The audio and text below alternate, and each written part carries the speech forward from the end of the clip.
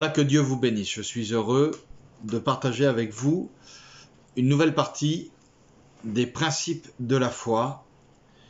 Et je pourrais intituler cette nouvelle partie notre position en Christ, notre identité spirituelle. Il faut savoir qui nous sommes, frères et sœurs. Sur un des frontons du temple de Delphes, en Grèce, était notée cette maxime: connais-toi toi-même. Et beaucoup de grands philosophes ont disserté sur cette maxime. Aristote, Platon, Socrate, Hegel ont essayé de discuter sans jamais vraiment trouver de solution. C'est ce qu'on appelle de la philosophie. Mais la Bible n'est pas une philosophie. La Bible, c'est la parole de Dieu. Et Dieu a la solution à toute chose et Dieu a les réponses à toute chose. Et si quelquefois tu te demandes qui tu es, parce que tu te sens faible, parce que le diable essaye de te faire croire que tu n'es pas grand-chose et que tu n'as pas beaucoup de puissance, j'aimerais te dire qui tu es par la grâce de Dieu. La Bible nous dit dans le premier livre de Jean, évangile de Jean, chapitre 1, au verset 12, à tous ceux qui l'ont reçu. Il nous est parlé ici de la parole. Il nous est parlé ici de Jésus. Il nous est parlé ici de la vie de Dieu. À tous ceux qui l'ont reçu, à ceux qui croient en son nom, elle donne le pouvoir. Écoutez, ces mots sont importants et ces mots sont chargés de puissance. Elle donne le pouvoir de devenir enfant de Dieu. C'est ta nature spirituelle, ton identité, ton ADN. Elle donne le pouvoir de devenir enfants de Dieu, lesquels sont nés, non du sang, ni de la volonté de la chair, ni de la volonté de l'homme, mais de Dieu. Amen. Gloire à Dieu. Merci Seigneur. Je vous lis un texte dans la parole du Seigneur qui se trouve dans le livre des Éphésiens, chapitre 1, à partir, si vous voulez bien, du verset 16. Je ne cesse de rendre grâce pour vous, je fais mention de vous dans mes prières. Ici, Paul est en train de prier pour les Éphésiens et il prie pour quelque chose de particulier. Il prie afin que le Dieu de notre Seigneur Jésus-Christ, le Père de gloire, vous donne un esprit de sagesse et de révélation dans sa connaissance, qu'il illumine les yeux de votre cœur pour que vous sachiez quelle est l'espérance qui s'attache à son appel, quelle est la richesse de la gloire de son héritage qu'il réserve aux saints. Amen. Je ne sais pas si vous écoutez, si vous comprenez bien ce qui s'attache au chrétien quand il sait qui il est, quand il comprend quelle est son identité et sa position spirituelle en Christ, qu'il illumine les yeux de votre cœur. Peut-être que vos yeux sont embués ou vos yeux sont empêchés de voir et de comprendre qui vous êtes.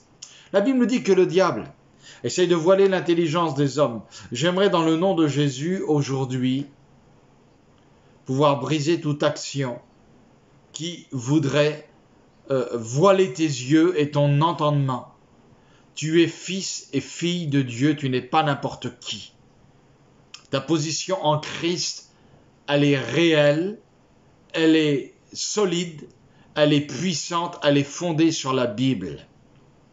Qu'il illumine les yeux de votre cœur afin que vous sachiez quelle est l'espérance qui s'attache à son appel, qu'il est la richesse de la gloire de son héritage qu'il réserve aux saints, et quelle est envers nous qui croyons l'infinie grandeur de sa puissance se manifestant avec efficacité par la vertu de sa force.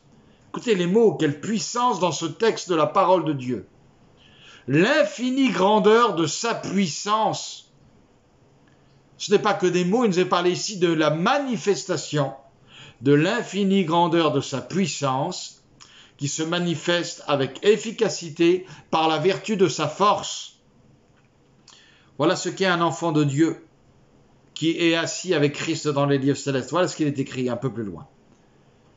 Il l'a déployé en Christ, verset 20, en le ressuscitant des morts et en le faisant asseoir à sa droite dans les lieux célestes, au-dessus de toute domination, de toute autorité, de toute puissance, de toute dignité, de tout nom qui ne peut être nommé non seulement dans le siècle présent, mais encore dans les siècles à venir.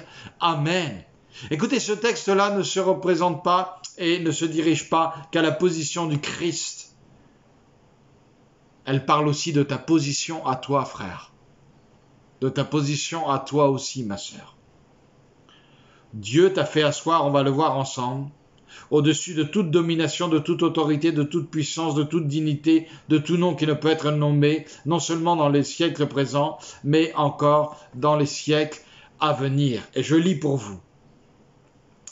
Verset 22. Il a tout mis sous ses pieds, lui a donné pour chef suprême à l'Église, qui est son corps, la plénitude de celui qui remplit tout en tous. Chapitre 2. Vous étiez morts par vos offenses et par vos péchés, par lequel vous marchiez autrefois selon le train de ce monde, selon le prince de la puissance de l'air, de l'esprit, qui agit maintenant dans les fils de la rébellion. Et puis au verset 4, pour passer un peu plus vite, « Mais Dieu qui est riche en miséricorde à cause du grand amour dont il nous a aimés. » J'aimerais vous dire que ce que vous êtes aujourd'hui est scellé par l'amour de Dieu. Parce que Dieu vous a aimé, Dieu a donné. Parce que Dieu vous a aimé, Dieu a permis que vous soyez transformés et que votre identité, elle change. Et si autrefois vous étiez morts par vos offenses, comme il est écrit ici, et par vos péchés, aujourd'hui vous avez été rendus vivants par l'Esprit, par le biais de cette nouvelle naissance. Et l'héritage de Dieu est pour vous, frères et sœurs, avec toute la puissance qu'elle contient. Nous qui étions morts par nos offenses, verset 5, il nous a rendus vivants avec Christ. C'est par grâce que vous êtes sauvés. Il nous a ressuscités ensemble et nous a fait asseoir ensemble dans les lieux célestes en Jésus-Christ. Amen. Afin de montrer dans les siècles à venir l'infinie richesse de sa grâce par sa bonté envers nous en Jésus-Christ. Amen. Gloire à Dieu. J'aimerais vous encourager, frères et sœurs, essayez d'ouvrir votre esprit sur ce secret de la vie chrétienne, de ce fondement de la vie chrétienne. Dieu nous a fait asseoir avec Christ dans les lieux célestes et chaque chrétien, chaque chrétienne doit commencer sa vie spirituelle à partir de cette position. C'est un constat terrible dans notre vie, ça a des conséquences énormes dans notre vie spirituelle. Dieu, en le faisant asseoir, nous a fait asseoir avec lui. La vie chrétienne ne consiste pas par un grand « il faut marcher » ou par un grand « il faut faire ». La vie chrétienne consiste à être assis. Elle commence en étant assis. Tout commence par la foi quand nous nous voyons assis ensemble avec lui dans les lieux célestes. Amen. La vie chrétienne n'est pas un grand « il faut faire », frères et sœurs. La vie chrétienne commence par un grand « tout est fait, tout est accompli. Amen. » Il est écrit dans Éphésiens chapitre 1, verset 3. Dieu nous a bénis de toute bénédiction spirituelle dans les lieux célestes en Christ.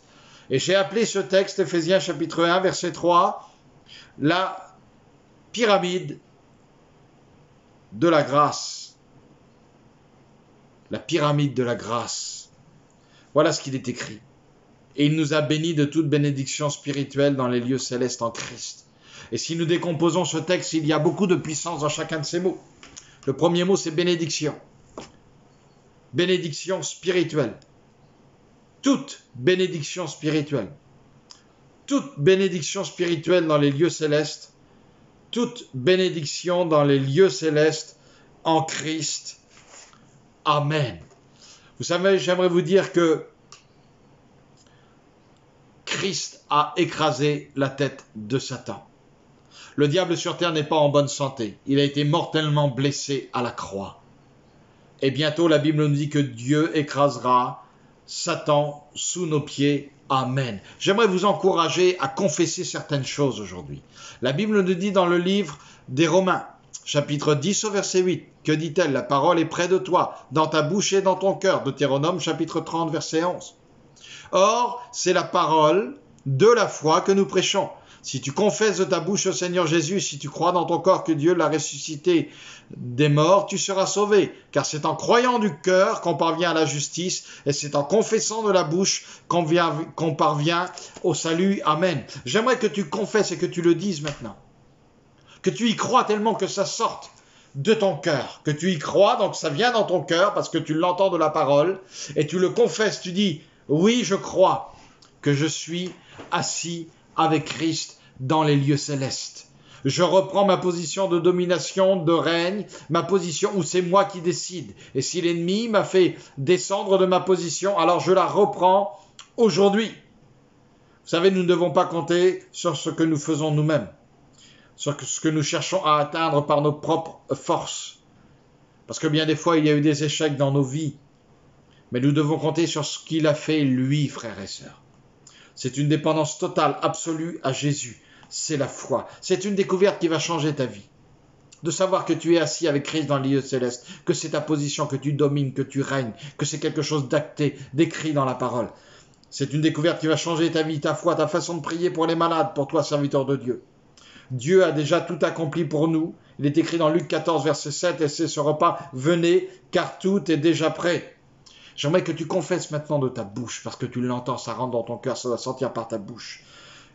Il faut que tu dises ces mots cet après-midi, ou ce soir, ou ce matin, qu'importe quand tu écouteras ce texte. J'ai tout pleinement en Christ. J'ai tout pleinement en Christ. Dans les Écritures, il n'est jamais parlé de la bénédiction, de la guérison, du salut, de notre position en Christ comme quelque chose de futur, ni même quelque chose à demander aujourd'hui, frères et sœurs. Nous sommes en Christ. Et c'est cette réalité spirituelle, c'est ton identité spirituelle, c'est ta position. Quand Pierre va prier dans les Actes des Apôtres, chapitre 3, pour l'homme qui est paralytique, il ne va pas supplier le Christ de bénir et il ne va pas demander à Jésus de guérir.